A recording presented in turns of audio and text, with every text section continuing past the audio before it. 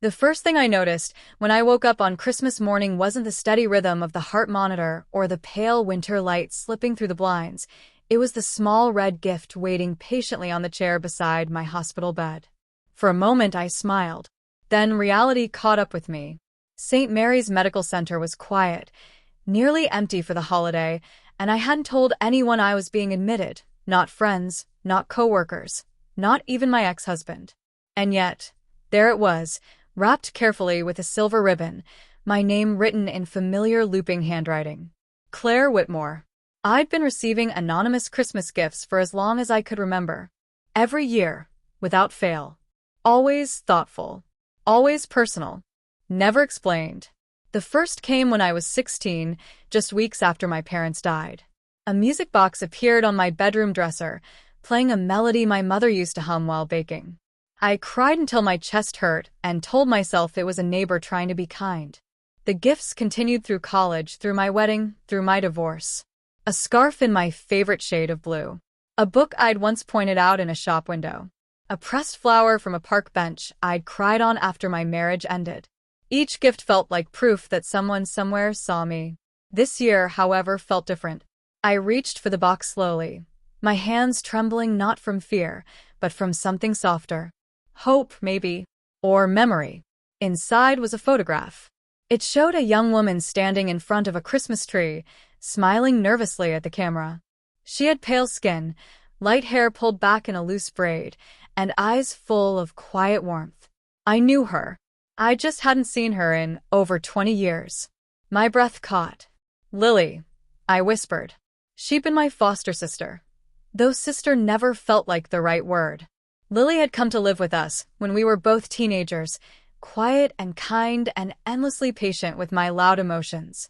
She listened when I talked about my dreams. She held my hand when I cried. She believed in me long before I learned how to believe in myself. She left suddenly the year after my parents died. Social services reassigned her.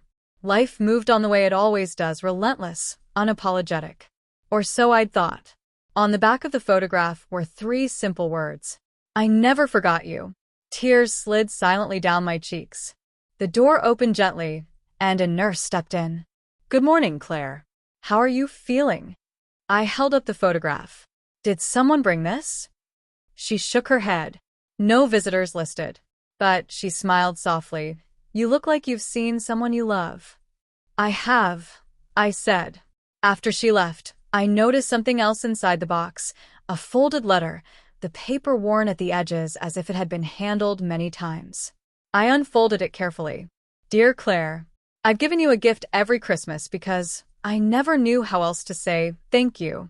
You were the first person who made me feel like I belonged. When life pulled us apart, I carried you with me anyway. I wanted to find you years ago, but I was afraid I'd missed my chance. Then I heard you were here. If you're ready, I'm downstairs. My heart raced. I pressed the call button, barely waiting for the nurse to return. I need to go downstairs, I said, already swinging my legs off the bed. I'm fine. Really?